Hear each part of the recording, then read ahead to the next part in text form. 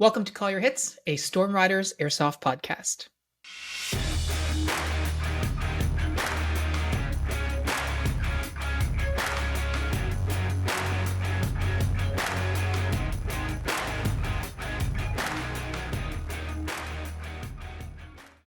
Thanks for joining us, everyone. My guest today is Chris Schultz, who some of you may remember from an episode earlier this year talking about the series of Star Wars themed events called Galactic Civil War, as you can see from his t-shirt. As we mentioned last time, Chris has a lot of airsoft experience. He started airsofting more than 20 years ago.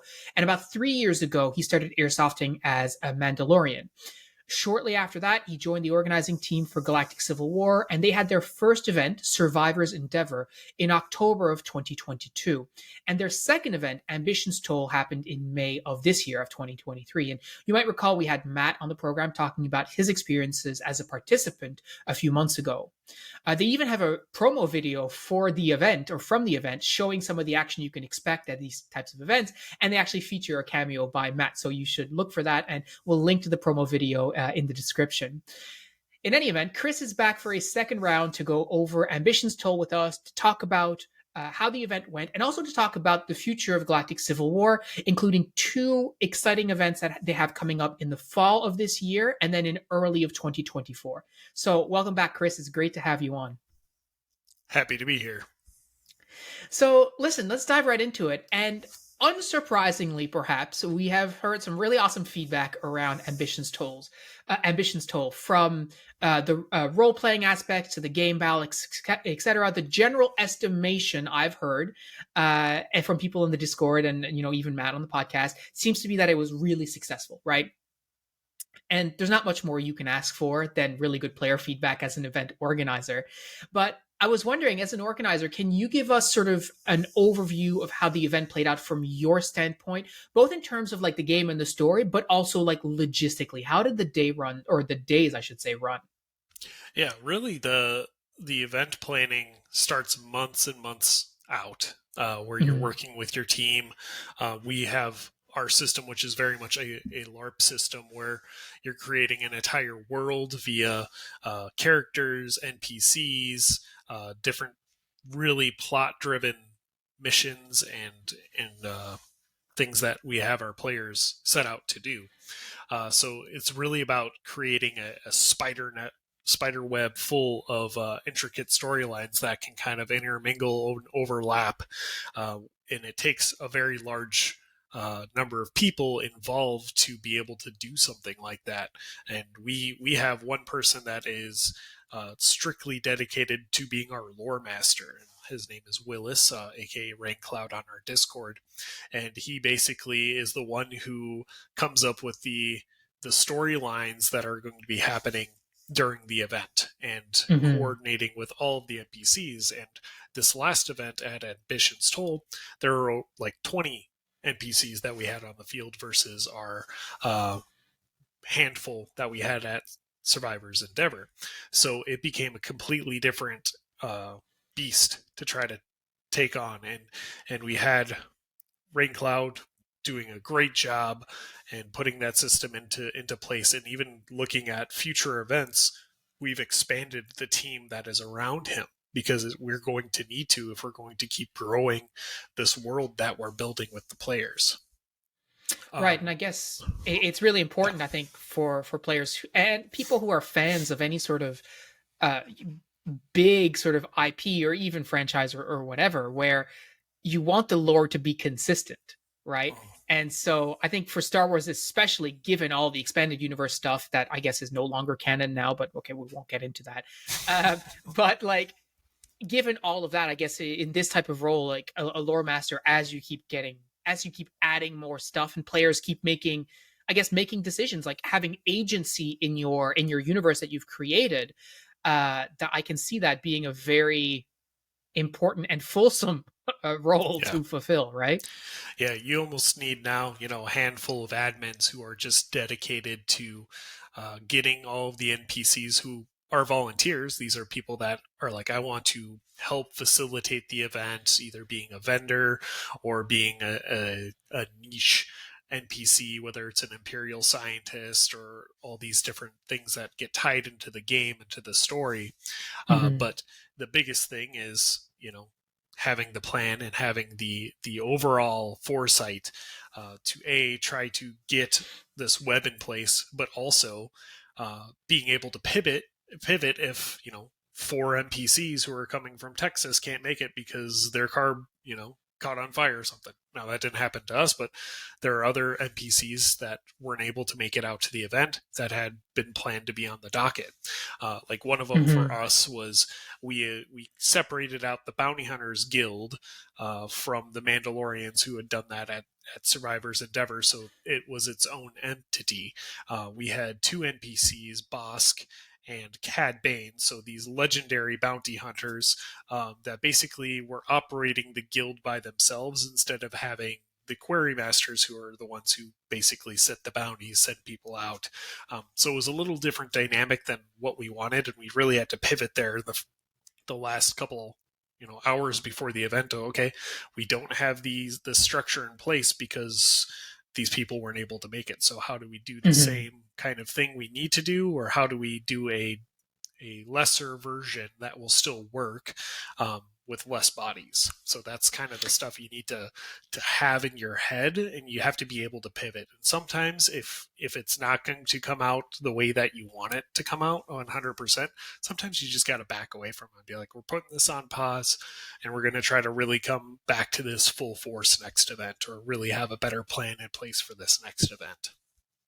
Yeah, I mean the lessons learned is huge in any sort of situation like that because, like you said, you can't. I mean, you should. It's not that you can't predict. Like you should plan for it, but you can't predict whether people are going to have an issue. Like you mentioned, like someone's car breakdown, they can't get. Like you don't know that that's going to happen. So being able to, like you said, pivot, I think is the right word to say. Well, we're not going to worry about that this time because we can't make it work, and not trying to force it and then giving a less than ideal experience, let's call it, right? Yep. um, so aside from sort of the lore master, what are some of the other support staff that were key for you this event? Oh, you really got to look at the overall picture from beginning to end of the event, from setup to teardown, and Hmm. get your people in line of when you're getting there, when's everyone arriving, what time are they getting to the site, when are they going to be able to start helping with the work, and you have Hmm. to start planning that out a month ahead to make sure you got enough time to get everything done. Um, and really, the biggest thing on that avenue, like I keep saying, is just it's planning. I think we have 6 or 7 different Google Docs that we've compiled into like one master spreadsheet, so we can all look at that to see exactly, okay, here's the attendance list, here's the NPCs when they're coming. You have to have your NPC briefings, you have to have from beginning to end everything lined up. And it's going to take a couple events probably for you to get a real good feeling of, oh, we really needed to take more time with this, or we really needed to spend more time talking with the NPCs, about the payouts they're doing for their quests, or how do they improvise quests, because there's some people that may volunteer and they say they have experience doing something, but they get to our event and it's different than what they've done, so they've kind of Yeah. lost their bearing on where they need to be. So really one of our big focuses going forward is to work even more in depth with our NPCs before the event, and having a all-encompassing meeting with them before the event starts that will probably take a couple hours, because we do Discord meetings and everything else, but sometimes it's really hard to get all the concepts across unless you are there in person with everybody else and who the other people are that you're going to be interacting with, or where your quests you need to be pointing to. Okay, who's the blaster shop guy? Okay, you're the blaster shop guy. I need to get people over to you to start that secret quest, or things along those lines. And Hmm. that's something you just, I don't know, no one really knows, because no one has really tried to do anything is complex or interwoven is what we're trying to attempt with our games. So, or at least Yeah. they're not involved with the Galactic Civil War yet. Maybe they are after this, though. Yeah. Some of you like, hey, I've got 100 ideas for you. So But it's really interesting what you say, because we experienced this when we organized sort of the Last Refuge game, which is not nearly on the same scale as you guys. But one thing that is actually a commonality that I think a lot of airsofters, well, actually, there's two things that I want to touch on here. A lot of airsofters are like, oh yeah, organize an event, it's fun, etc., etc. But you said something that sort of betrays a lot of how organizers look at this, which is, when are people going to be there to help with the work? Because it is work, right? There is stuff that needs to get done that may not be fun, it may not be glamorous, it may not be plasto blasto, it actually will likely not be none of those things. But it's like, when you're organized, someone needs to put up the tarp, someone needs to set this up, put up this thing, tear that thing down, etc., etc. So there's a lot of that needs to happen, which I think is something that, when we're so sucked into, oh, this is going to be so much fun, we sort of don't necessarily think about that. So that's one thing. The other thing I was going to mention, though, is with respect to the NPCs, right? Which, again, you said something that's really interesting, is you need to spend time with those NPCs, making sure that there's sort of understanding and you're all on the same page. Because fundamentally, as an organizer, it's quite unlikely, or very limited time, that players are going to interact with you. Most of the time, they'll be interacting with other people who are playing different roles. And so they represent the experience that player is going to have. And if they're not on the same page with the game organizers, or they're going rogue and they're giving objectives or doing like massive payouts or whatever, then it's not going to give the right experience that you've been working so hard to deliver. So hence the importance, I think, of what you're saying. Like, if someone's listening to this going like, oh, I want to organize my own game, and you want to have NPCs, make sure that they understand what exactly they're supposed to do, the expectations, etc., to keep it nice. And it doesn't have to be complicated, but in your case, it absolutely must be in depth, because there's so much, right? And different people learn different ways. I think you mentioned that too. Like, you could do a write-up, or you could do a Discord like voice call or whatever, but that might not be a substitute for another person who just needs to be told to their face, like, this is what you need to do. And other people, especially like I think in our more, for lack of a better term, nerdy cultures, like to read the rule book. Right, give me the rules, I will read them and I will understand. And so having that there too, it can be really helpful for some. Yeah, that's what I think is really the hardest thing to wrap your head around, is, as someone who is the event organizer, you've basically created this world, the rule set, everything that goes along with it. And if you cannot put it out there in a way that the players can digest and get into, you might have 90% of these people showing up to the event and not have any clue of what you've created, whether it's the rule set or anything like that. And that's a lot to get through, and a lot to get in their heads if they haven't engaged with that yet. So trying to find ways to get that in front of them that is easier to figure out and learn. I mean, we've worked on our website and grown that, so we have upcoming, we're working with Skirmish, which we'll get into a little bit later. But videos. So doing videos up for how to use the Skirmish system, getting videos out is the next thing we're doing, working on this summer on our rule set. So yes, we have all of our rule set typed and written up, but we're going to have videos alongside with those rules. So if you're more of a visual person, you can watch the video on our Bacta system, or you can watch the video on the class system, or you can watch the video on this. So it's a way that, as you are sitting at home, or if you're laying in bed and you just want to like watch a video about it instead of combing through all the rules, it's a way for you to get more immersed, and you can like see the different kits, and you can see the different blaster upgrades, and how it looks on your chain code card and what that looks like, instead of just trying to visualize it all through the reading.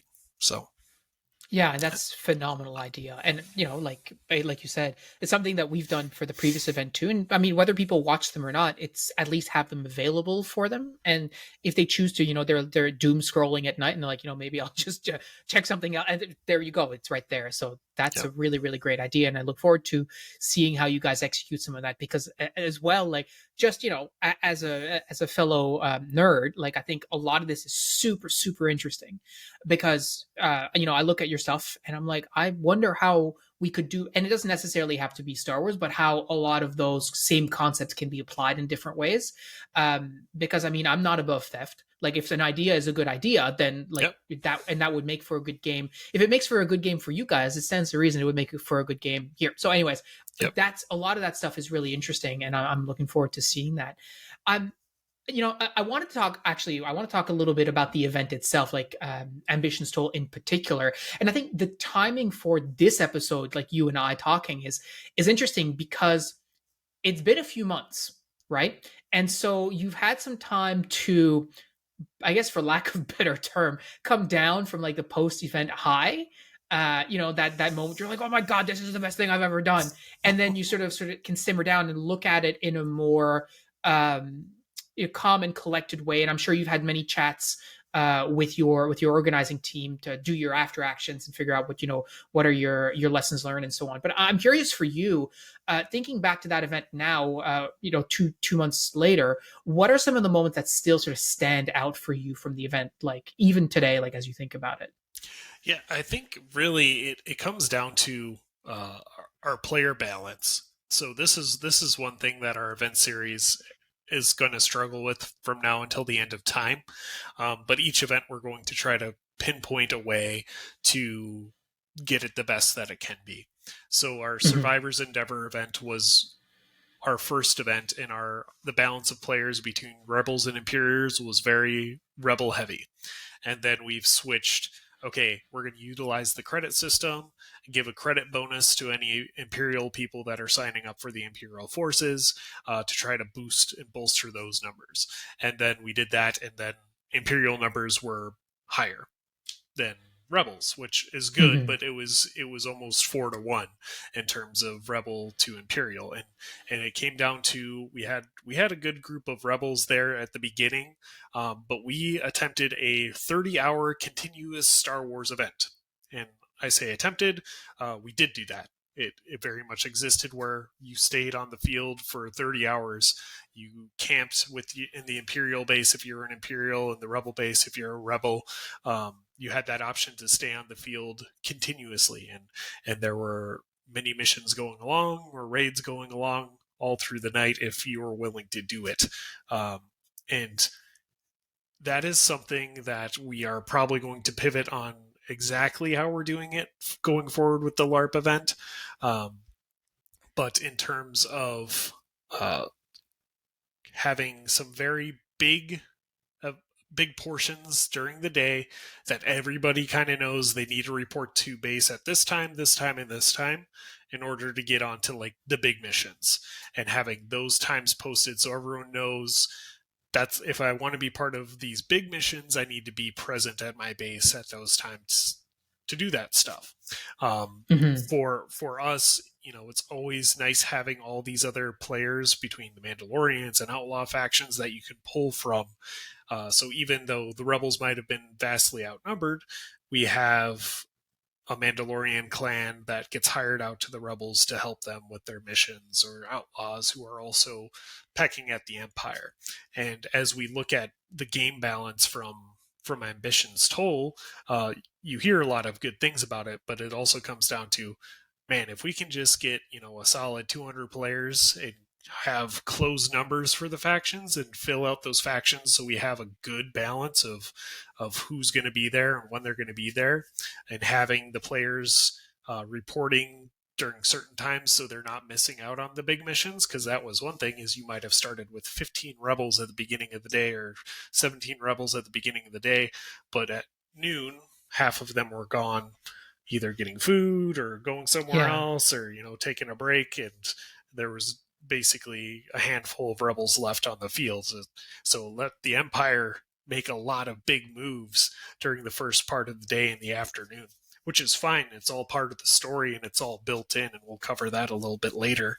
But one thing that stood out to me was we implemented our Juggernaut system at this event, which I freaking love, because it is a way to interact with hardy characters that I've personally never had before.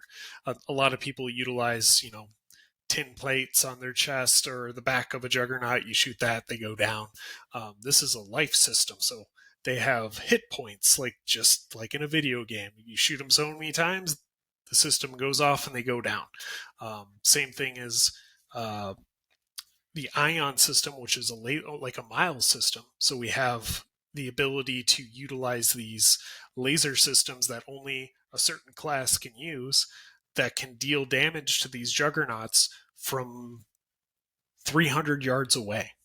So Wow. you implement these systems into the game that, okay, you have a sniper. How far can a sniper shoot realistically in airsoft? A little over 100 yards, maybe.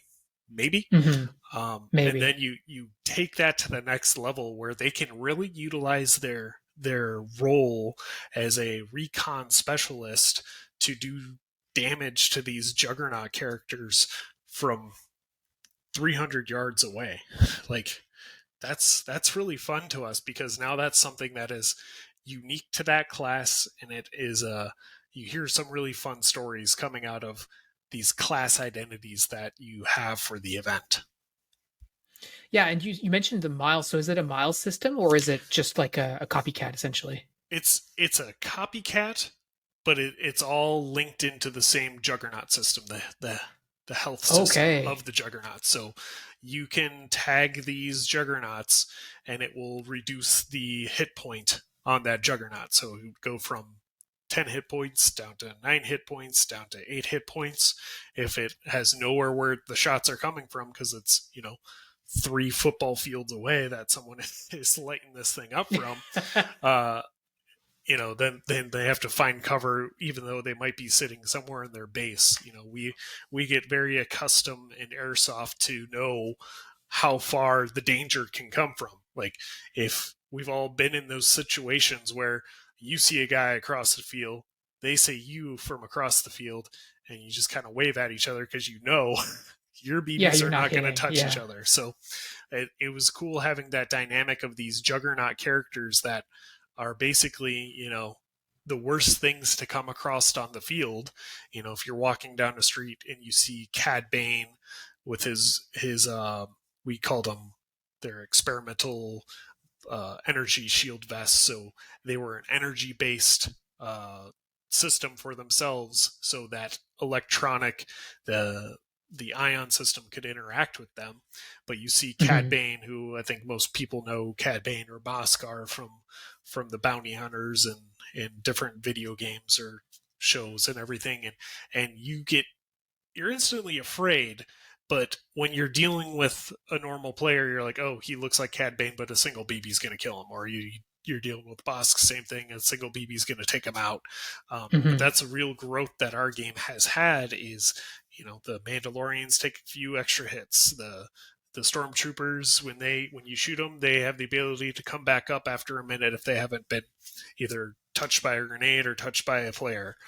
So you have these different entities that exist that are harder to deal with than just slapping a BB at. So like the Juggernaut system, when you have Cad Bane coming around a corner, you have to change how you're going to try to take him down. You're going to need to utilize squad tactics to put him into a kill box and utilize your cover and utilize each other to take down this Juggernaut, who is basically got 10 seconds of being shot in the chest and before he goes down and he's gone. But I don't know, those are all really fun to see in place, in action, and how players were interacting with those characters and having to change their tactics around from just 1 BB, 1 kill, 1 BB, 1 kill, which we all do in Airsoft. And it's interesting because I think the fact that now you have this ion weapon that can fire 300 yards gives to a random player who's not a Juggernaut, you're like, yeah, whatever. It's still, you still have that, I know how far the danger can come from. Whereas for these Juggernauts now, they're less vulnerable in certain ways, but they're more vulnerable in other ways, which I think is very akin to what we see in, like TV and movies and video games and whatever else around, like, oh, you have a tank and the tank can't be hurt at all by infantry. Yeah, but one rocket does the job, right? So like a lot of this kind of stuff, it's a new dynamic for them too. I wanted to come back though because you mentioned this, and I was curious. So, how did you explain away some of the issues around game balance? So, like when you're missing a huge portion of the rebel forces, and the Empire is making all these big plays. How did you sort of not gloss it over certainly, but how did you work that into your storyline? Yeah, so the one thing that we really try to do with our quests and storylines is it's not a linear contested area for the majority of our missions. It's not a go to this place and hold this for 5 minutes and then you get a bunch of points for it. There are different layers to each of the missions. So talking about the Imperials, who had the vast number of players, their main goal was the Dark Trooper program. So the Dark Trooper program is basically one of the juggernauts that we had.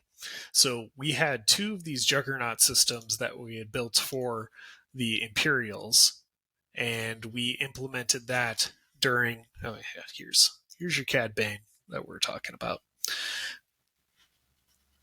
And then he's got his vest on right there. So taking any direct fire to the vest there will remove down some of, you can see the lit LED here. That's how many lives or hits he's got left on that. On those little marks on the vest there, that's where you can basically use that laser system to target one of those and it will register as a hit. Very cool. So the Dark Trooper program was the Imperials' job the whole event. There were multiple research facilities on the map that the Imperials would have to go to throughout the event with an NPC to conduct research over a time period. So the NPC would be out there, they'd be working on the weapon system, they'd be working on the upgrading the armor. So we started these. Here's the picture of the Juggernaut, or one of the Dark Trooper armors. So this is one of our Juggernauts that the Imperials had control of. And you can see there that one of those is the laser system there, and then two on its helmet as well, and then another one on the back, and then two on its back as well. So this Juggernaut, their mission was to complete these missions, go out and complete the research.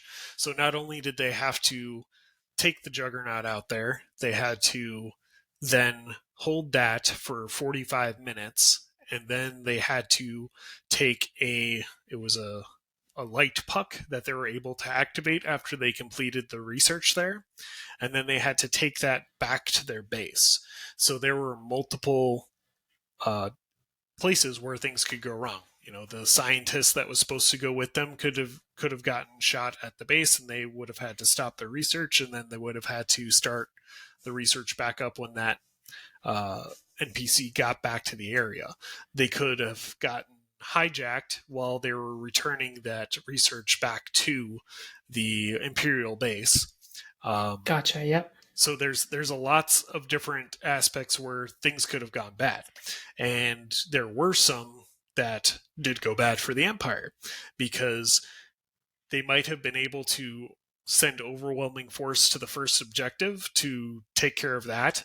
But while that was happening, the rebels were collecting intel on where the next research was supposed to be done. So they were able to get ahead of the Imperials and set up a defensive position at their next research area in order to hold them off long enough so they couldn't complete their mission. And then they had one person who was the assistant director of the Dark Trooper program, and he actually ended up getting abducted halfway through the second day, or basically at the beginning of the second day almost, and they weren't able to complete any of the rest of the Dark Trooper missions. And that was detrimental to the Imperial forces because they lost their assistant director. So it wasn't so much, that they had all these players, but at one point they didn't have him well enough protected, and he was basically abducted and he was taken off. The rebels took him off world, and now they lose their entire progress of the second day. And the Dark Trooper program itself was huge because it not only is the theme of the event, but it had real world implications on the story. So the Dark Troopers, they started out with like 5 hit points, so they're relatively easy to kill. But if they kept upgrading their armor and upgraded their weapon system, they go from being able to only use semi-auto to use full auto. They go from 5 hit points to 10 hit points to 15 hit points when they respawn back in, up to 20 hit points. So they become harder and harder to deal with if the Empire keeps becoming successful in these missions. But while that's happening, we keep throwing more missions onto the Imperials, so they have to divide their player base into multiple areas. So they might have to go deal with the Bolvosi issue on one part of the map while another squad is really doing the Imperial mission of the research. So now you're dealing with 12 people at the main objective versus 30, 40, 50 people at the main objective. And that's something you just have to do on the fly. You got to be listening to your commanders. You have to have good communication with how the flow of the game is going and what you might need to throw into the game to spice it up and keep it interesting for everybody. Yeah, and I think keep it, fair and fun to a certain extent. Although I guess the LARP aspect sort of is sort of separate from that, but just from a combat mission sort of gameplay aspect, like you don't, if you're legit just going up 4-1 all the time, like that's not going to be great. But to your point, you can do some cool stuff to spice it up, and I guess you got a really good theme and a lot of really good ways that you can change stuff and keep it fun for everyone, because it's like, okay, now we got new orders or whatever, as opposed to being like very overtly game balancy. It's more like, oh, it's it's part of the lore and stuff. One of the questions I had for you on this, and I think in particular, is that we talked about this a little bit, but one interesting aspect of event planning is that often things will require pivoting or adjustment or response by the organizing staff behind the scenes. Like something happens, and as an organizer, you've got to either scramble to fix it or address the situation before it escalates or degenerates as case. And usually, though, number one, organizers tend to be pretty good at dealing with that stuff, so fair enough. But usually, though, when the organizers do that successfully, the players just never know. So from the organized, I remember running events where I'm like, oh my God, this has been an unmitigated disaster. And then the feedback I get is, oh, everything was great. Yeah, all this, everything was fine. And so as an attendee, you don't necessarily experience that. And so I'm just curious from your standpoint as part of the organizing team, like what is something that you can tell us from Ambitions Told that really did not go to plan, and that you had to deal with, but that the players didn't seem to take notice of? Yeah, so one of the things, so we're going to talk about Willis right now, who's our lead lore master and NPC wrangler. The first day of the event, as things were getting going, and we're getting props out to the places they needed to be to, or the NPCs they needed to be at, or certain intel drops, he locked his keys in his car, as well as half of the items that needed to get out onto the field, or the explanations that needed to get to certain NPCs. So that was about halfway through, or a little over 3/4 way through the first day, before that stuff got out of the vehicle. So it was stuff, we had to go from handing stuff out to, okay, here's the Google Doc that we had it all on, and hand delivering it and making sure they saw it. So instead of just being able to do drops with the stuff, it took a little bit longer to get certain aspects going.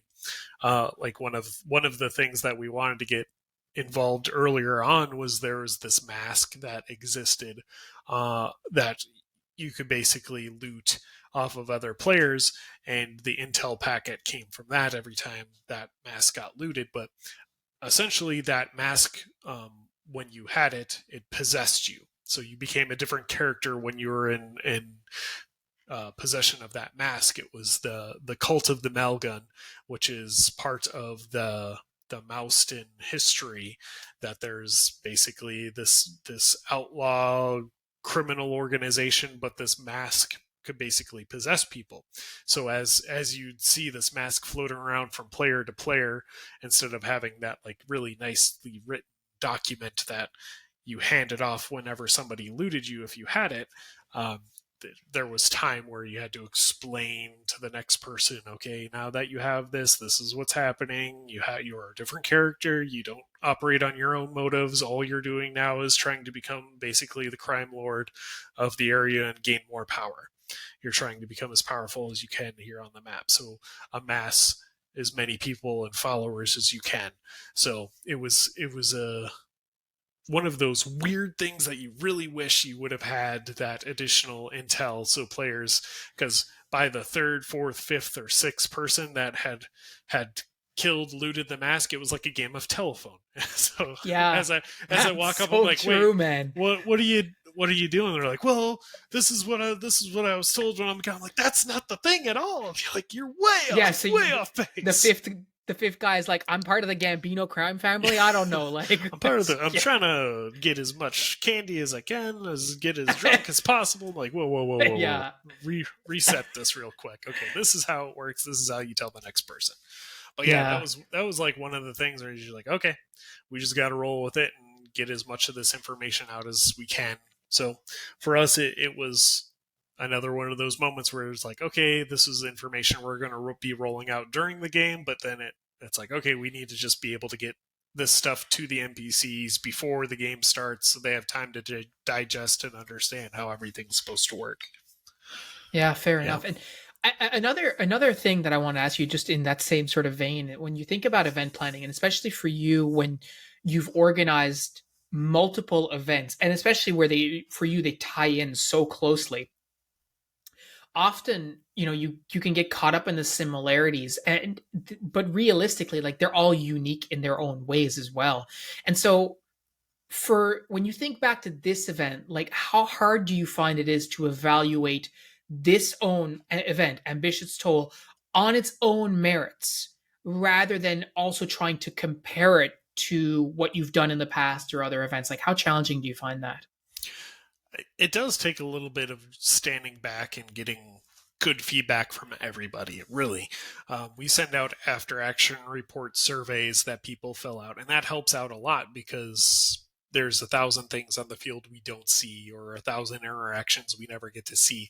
So it's getting that information and digesting it and seeing, okay, is this something that I actually need to fix this event, or is this just a one-off thing that it didn't work really because players didn't understand how it was supposed to work? Or on the flip side, is it something that we need to actually change in our rule set to make better, different, more easy to understand?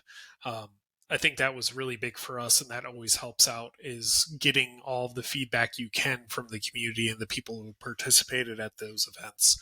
And sometimes you got to make changes based on the stuff you're seeing as an admin, because some people may be trying to exploit something, or some people may be taking something out of the theme or the vibe of the event, and trying to run their own way with it. And you're like, okay, we got to tweak how we're doing that, or let's change these classes around this way, or add something to this class.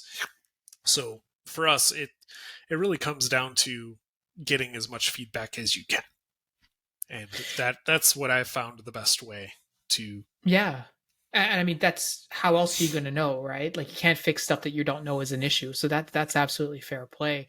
I guess too, you have partners for the event, and I'm sure you work with the partners to get feedback from them. This is, we were talking before the episode, but some of the partners that you're working with are like Airsoft partners, but you have some Star Wars specific partners as well. In particular, shouting out DT Blaster Works and 850 Armor Works and Spectre Surplus. Like, all these people who you work with, I'm assuming you get feedback from them, but I'm just curious, like, what is your relationship with those in particular? Like, how did you end up getting in touch with those folks, and what is their relationship with you? Well, DT Blasterworks is actually one of our admins.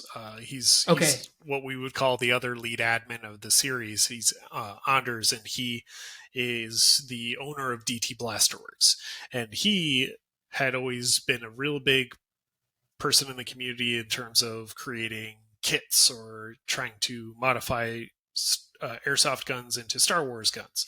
So he was always leading the charge on like, okay, let's try to build a model on this or M4, or a lot of it was for him in the very beginning. It was just him Mm-hmm. wanting to create these kits for his own blasters, and having replicas that he could use when he goes to do trooping for cons and stuff like that. That was really where his involvement with DT Blasterworks kind of bloomed, because now he's creating these kits and these different conversions for airsoft guns, so he can sell and make money as a business. But also he does the majority of all of the conversions for the blasters that we do for the series. So we have 11 blasters that go into the blaster shop that are either converted AAPs or M4s or Elite Force haters that are all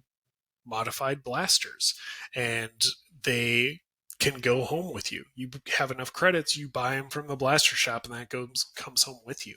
So he's super huge in the fact that he provides us with all of that. I mean, that's just something he's doing to help grow the series. It's nothing he gets any money out of. Obviously, if he continues to grow the community, there's going to be more business coming his way in order to Right. sell the kits. But at the end of the day, this is why he's doing it. He's doing it for the event series. He's doing it so he can continue to provide kits and provide things out of his own pocket. So he's super huge and one of the biggest sponsors of the event series, because a lot of it is coming out of his own pocket. 850 Armorworks, they are relatively new, and they're costuming vendor. So they do Star Wars kits, and that's what they do. A lot of it is all vac form, which is one of the materials that we highly recommend. And one of our other admins was able to get a conversation started with them and seeing, okay, we do this. Do you have any like rated B or C kits? The stuff that he wouldn't necessarily sell out to someone who is buying a kit. Maybe there was a deformity on something. He's like, is there any way we can get a hold of those? Because one of the things we really want to do is start creating almost like a rental closet for players that are like, I really don't have the gear, or I really don't have the money to like get an entire kit of something. But if we grow this closet, do we have things that we could rent out or lend out to people that maybe don't have the ability to do it themselves? So he was really one of the first ones that bit. We had reached out to a couple of different makers on either Etsy or that are popular on Facebook, and you're going to have to cast a lot of lines in order to get any bites. But this is something that the owner of that was like, oh my god, this is awesome, I want to help you guys. So I can't say too much about what he's providing, but it's expensive. So there are going to be things that will help enhance the vision of what we're doing at further events by making it real. I'm not going to say anymore. I can't say anymore. It's just going to be. All right. I'm not going to squeeze it out of you. I promise. It's just going to be a surprise. But there's other ones that we have, like Hefe's Airsoft. So they do conversions on AEP pistols. So he's a vendor that I got another one of our admins got a hold of, and he does all these modifications for AAPs. Well, AAP is like the official, not the official, the unofficial blaster of the Galactic Civil War, because they're just so easy to use. They're relatively efficient. They're relatively high performing for only $100, right? The pistols. So a lot of times we point people to these, but they're so modular that there are so many different kits that we have made, or at least DT Blasterworks have made for AEPs. And there's 5-6 other 3D printer designs out there for the AEP that basically, if you don't have a Star Wars looking gun, but you want one or a pistol or whatever, you get yourself an AEP and then you're good to go.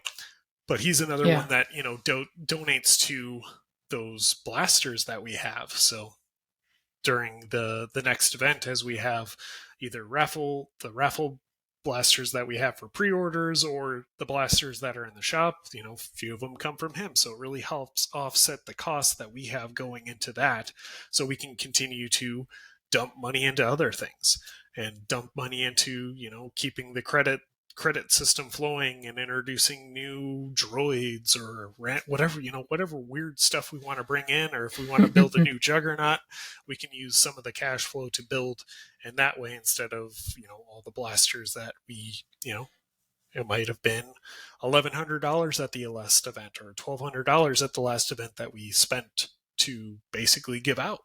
And Yeah. we really want to run this thing as almost like a non-profit. We want all the money to be going back into the series to just keep it growing. So if we do that, and 5 years from now, we get 200 players at an event, 250 players at an event, you go from having no vehicles to having speeder bikes and having speeders flying around this thing. So that's where we want to keep growing it, building it. And, is our own field going to be something someday? Maybe. But the way that we've always kind of thought of the series as almost a traveling one, and where we explore different worlds and different climates. And, Star Wars is always like, there's one climate here on this world. You're on a desert planet, or now you're on a forest planet, and now you're on a mining world. So it all looks like a mining thing. So, for us, we can go to explore those different areas of the country and continue the story, because that's what we want to do. We want this thing to continue from, to BBY all the way through the end of the Galactic Civil War series. And when we get there, we might touch on the remnants of the Empire, because that's a really cool story to tell there too. It's kind of where the story of the Mandalorian is sitting right now. So there's lots of options for us, but we can take our time. Yeah.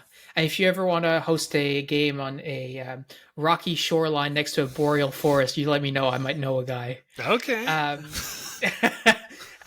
So, I think one of the things that you said that is, I think, really resonates with me. And, if people are listening and thinking about hosting their own games, whether it's Star Wars or not, like, there are people out there who are willing to help fellow geeks, fellow nerds do things that sound cool and look cool, for the fact that it's fun to do that, right? Not everybody is looking to make a dime. And that's not to say that the people who are helping you out don't deserve patronage. They obviously do. But to them, a guy like, DT Blasterworks, he's doing that for the love of the lore and the love of the game and creating. And there's lots of people like that. So, like you said, you may have to cast many different lines. It might have a very wide net in certain cases. But you don't have to do this alone, is what I'm getting at. And you guys, I think, have really gotten that in spades by virtue of the different types of people that you surrounded yourselves with, which enable you to be successful on multiple fronts, because nobody is an expert in everything. But by having lots of people around you who are good at a variety of different things, then suddenly just elevates the quality of everything overall. And you mentioned something that sort of jumped in my head. You're like, well, maybe we'll have our own field, maybe we won't, or whatever. But I absolutely see a world where somebody gets involved with your games. Like, you know what? I actually do stagecraft for a living. I would love to build some sets, right? So, or some set pieces that you can transport from one place to another, if perhaps you haven't already thought of that, or there isn't already someone in your community who's willing to do that. So there's a lot of opportunity that you can extract from creating, meaningful partnerships, is where I'm getting at with that. Yeah. So all this being said, I want to talk a little bit about the future. So firstly, when we talked last time, we talked about, what are some of the lessons learned that you're taking from Survivor's Endeavor, looking forward to Ambition's Toll. We talked about the Juggernaut a little bit, and that was deployed, which is really great. What are some of the things now that you're thinking about, or that you experience, that are going to drive your next future events? So we can talk about the events themselves, but I know that there's a new system that you're working with as well, and I'm not sure if you deployed it in Ambition's Toll this time, but can you talk a little bit about that? Yeah, so the next event is Battlefront Bolivar, and that is going back to where we had our first event, to Bolivar, Missouri, and we're going to be incorporating the Skirmish System into the game type. And really, Battlefront Battlevar. No. Galactic Civil War, Battlefront Bolivar is a pull off of the Battlefront games. So really command post based, shorter game types. But we're taking still the Galactic Civil War, and that's going to be very much part of it. We're incorporating the upgrade system. So if you've played at any other events, your character upgrades carry to that event. The armor rule set, all of those things exist in this version of Galactic Civil War, but it's a little less LARPy, so that it's not necessarily an open world experience like our other events are. It is what we call instant action games. So being able to get geared up, get ready, and we'll have the Imperials, we'll have the Rebels, and this is where we are implementing the unaffiliated third class. So at other events, we've had Outlaws, we've had Mandalorians. We're now pulling those together. It's going to be called the unaffiliated sign up. So I'll talk a little bit about what that means for the next LARP event. But for Battlefront Boulevard, that unaffiliated is the characters that do not fall into the uniform requirements of either the Imperial Army or the Rebel Army, which it all comes down to tones of clothing. So Imperials basically have matching tops and bottoms. Rebels have mix-matched earth tones, tops and bottoms. That's at base level. Like, anybody can do that. We're not talking about Stormtrooper kits. We're not talking about, super in-depth Rogue One kits. This is about as bare bones as you can do. If you have one of those, you can be on any of those factions. Do we want you to put some more work into making your guy look more Imperial? Yeah, you can. But I'm not going to turn anybody away if they show up in a black jumpsuit and say they're going to be on the Imperial side. That's fine. Right. We know that guy's an Imperial because he's wearing all black. Check. Yeah. If you want to get the fancy buckle for your belt, that's $10. If you want to get the fancy hat, that's another $20. And make you look even more like an Imperial officer, you can do that. If you don't do that, you're going to be fine. But really what the bare bones of this event is that third class. So if you don't look like either of those, if you look like a hodgepodge Han Solo or an outlaw or a pirate, or if you have that kind of Star Wars vibe of the entire rainbow that exists out there that isn't part of the Rebel Alliance and isn't part of the Imperials, you're unaffiliated. And what we do with that force is we divide them up in between the two armies. They get armbands, so they have the color affiliated: white for Imperial, green for Rebel. And during that round, those unaffiliated will go out and are sided with that faction. So we have a way to balance the two factions using this third conglomerate of players in order to have a balanced game type for Battlefront Boulevard. The Skirmish System itself is a mesh system, and it allows players, everyone is issued an RIFD bracelet, so basically you wave your bracelet over a capture point. If it is a capture point that is an enemy's, it will go into a contest mode where it takes an X amount of time before it flips over to the next command, or it flips over to your command area. So it is going to feel just like you're playing the game, and that's what we're going for here. It takes, for us as an admin team, a little less in order to do events like this. It takes less planning in terms of quest lines and everything else, which will still have some touches of side quests getting played in. Juggernauts getting sprinkled in for hero kind of characters or legendary characters making appearance to spice things up. But the event itself is really supposed to drive that kind of instant action.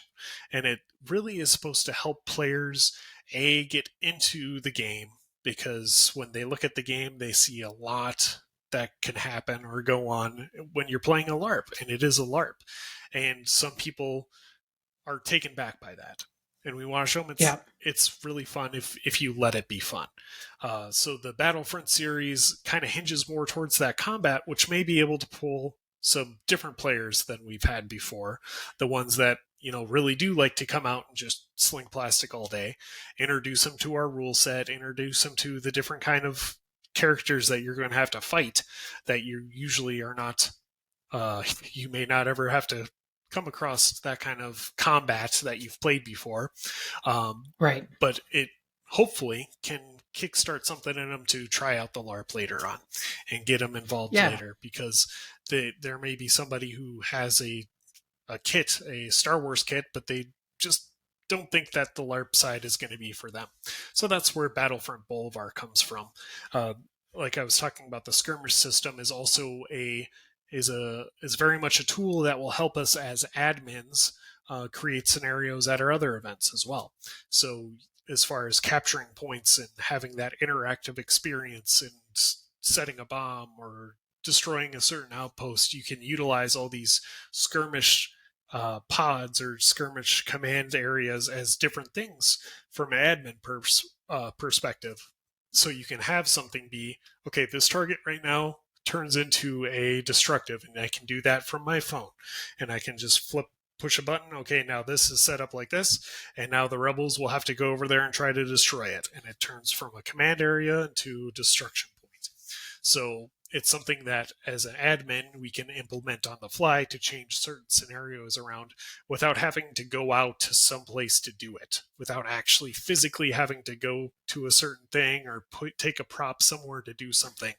It will allow us to change some things on the fly, which we love doing. You're like a dungeon master out there when you're doing this stuff as an admin, and having the tools to be able to change that stuff on the fly as you see fit to. The goal is to make sure everybody's having fun. That is, at the end of the day, that is all we want, is we want people to go out and have fun. So anything that we can utilize to make that easier for us to do, we're going to try to do. So Skirmish is a company that primarily they deal with fields.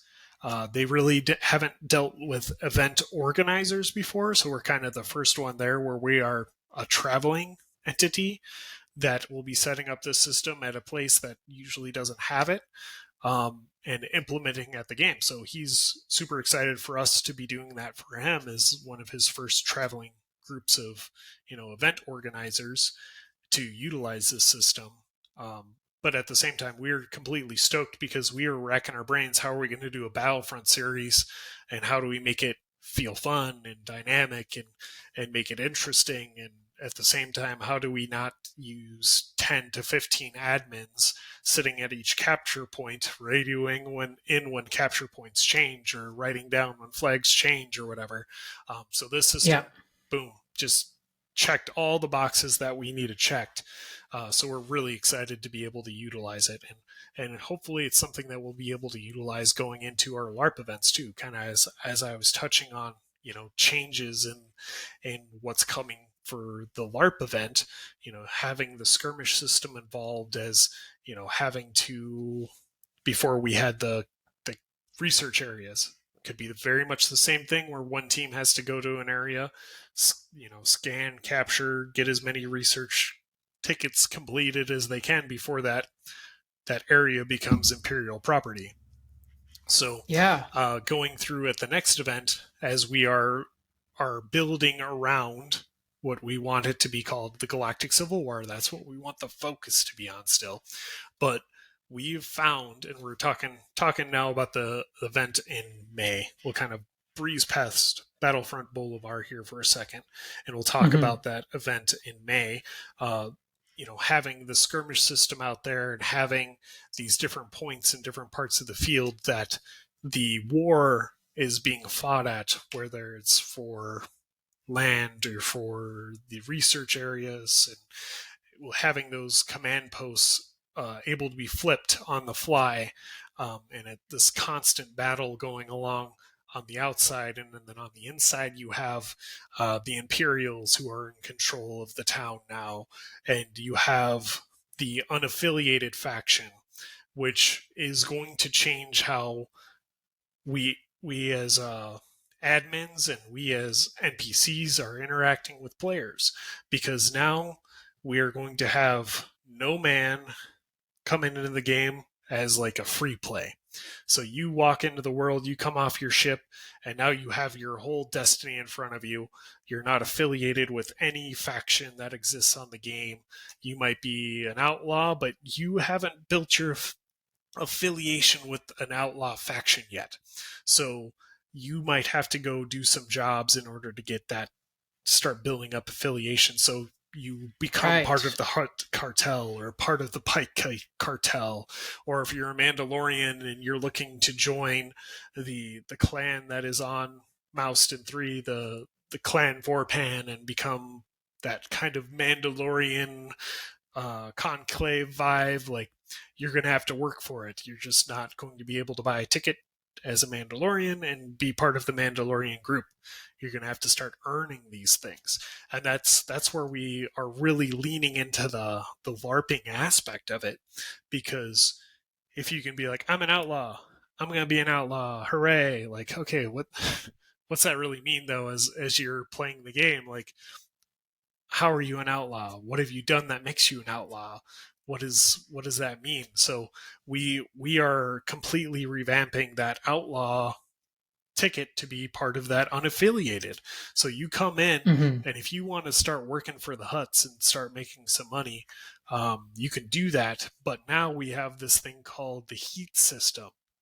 So as players complete missions that are deemed criminal, and they complete those missions, there's a chance that they could accumulate heat, which is as simple as a orange armband. So they'll get an orange armband, and now they've got some heat on them. So they're starting to build up a little infamy. And then as they get more heat bands on them, they can start doing bigger jobs and getting bigger hauls and getting more credits for doing jobs. Now, the flip side of that is the implementation of the Bounty Hunters Guild, which if you have heat on you, you cannot be affiliated with the Bounty Hunters Guild.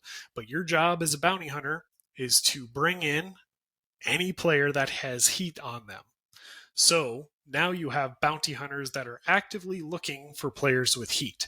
And maybe a player who has one heat band isn't worth the trouble or isn't worth the fight, because now there is the second dynamic to unaffiliated players, which is you will have to start paying for your respawns with credits. So now you have to make decisions on, is your action worth it? If you try to take out this outlaw, or maybe there's a group of outlaws and you're a bounty hunter, you're going to have to hunt them and put yourself in the ideal situation to take them out before you can take them to the Bounty Hunters Guild and get your reward. And that's the same aspect of building some more nuance to this, the LARPing aspect, because now inside our whole game, the Milsim side of the Imperials versus the Rebels, you've implemented a cops versus robbers dynamic that is being played right in the middle of everything. And now you have the outlaws who can make a lot of credits, and they've always been able to make a lot of credits, but now we've added the element of danger to their actions, and the risk is growing even higher for those players. And as they whittle down, say they make some scores, but now they get brought in, they lose their heat, they have to pay 400 credits because they had 4 heat bands on them, and they keep getting brought in. They're no good because they've accumulated too much heat and everybody's watching them. They can't get away with everything, and now they're losing credits left and right by getting shot and brought back in. And now they're at the end of the tank, and I'm out of credits. What do I do now? So if you get to that point as an unaffiliated player, whether you're a bounty hunter or just a random Mandalorian, and you run out of credits and you can't respawn, you have to go to report to the Mercenaries Guild. So the Mercenaries Guild, they have the ability to send you off to report to one of the Rebel or the Imperial factions, and you have to go participate in the war to earn money again in order to pay off your debt. So you might get slung off for a couple hours to go play BB Wars. So we have a penalty, but at the same time, all we're doing is saying, go shoot other people out there for a while. Like it's Yeah, this is not working for you. Go do This is not something else working for a you. bit. You're going to go do this for a while. So we have checks and balances of, okay, here's the basically your report papers. You have to go to the admin on the rebel side and be like, great, I'm with the rebels for now. I get the rebel armbands, and in 2 hours you'll stamp my card, and then I'll go back and get my credits, and then I'll be off and on my way. But that is a way that will help us balance the gameplay between the rebels and the Imperials by having this mercenary flex force that will be continually, because you don't just have to run out to credits to be able to make credits. You can voluntarily go to the Mercenaries Guild and be like, sign me up for a tour. So then you can go get deployed to the rebels. Coach. Yeah, get me out there. I need to make some credits. Nothing's happening here. So you can get sent out there and make some credits. And it's an easy way if you're like, there's nothing to do. I can't find anything to do. All the tasks are being done, which doesn't happen.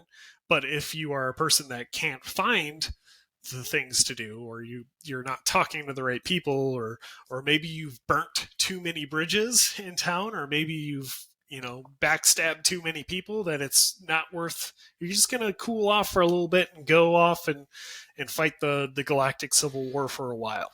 You can do that. And the Mercenaries Guild will help the balance between the Imperials and the Rebels while that game is happening.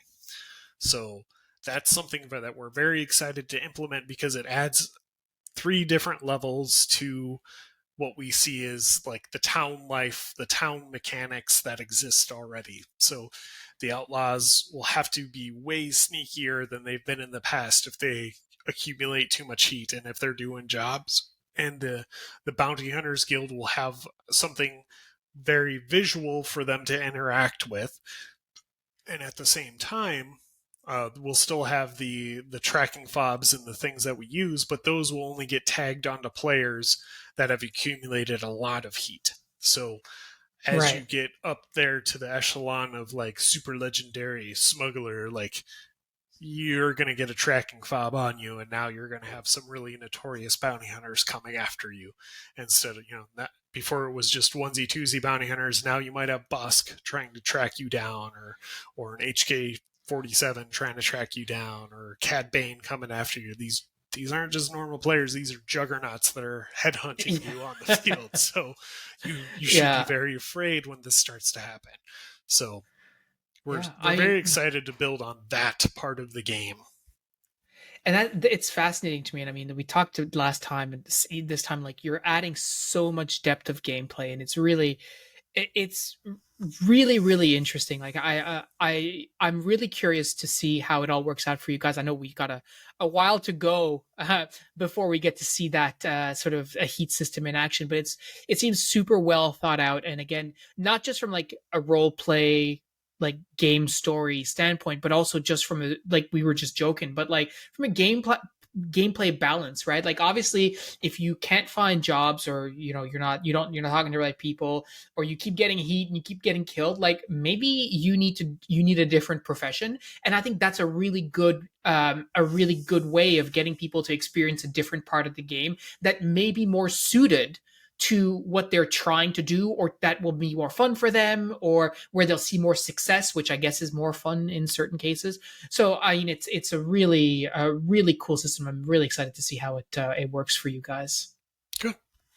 Yeah, we're really excited to play around with it. So yeah.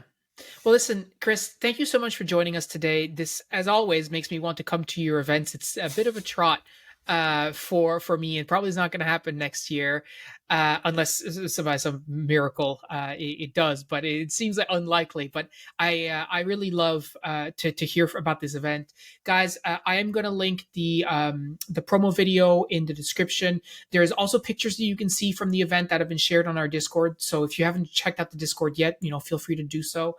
As well, just a quick shameless plug: we have our Discord Stormriders Community Day coming up on Saturday, August 5th. It's going to be a full day of activities with all kinds of different stuff. And we're also looking for suggestions for things that you'd like to do with us on that day, to hang out and so on. So come join the Discord, let us know. But yeah, in the meantime, Chris, thanks again for being on. It's always a treat to talk to you. And guys, thanks for listening, and we'll talk to you next week.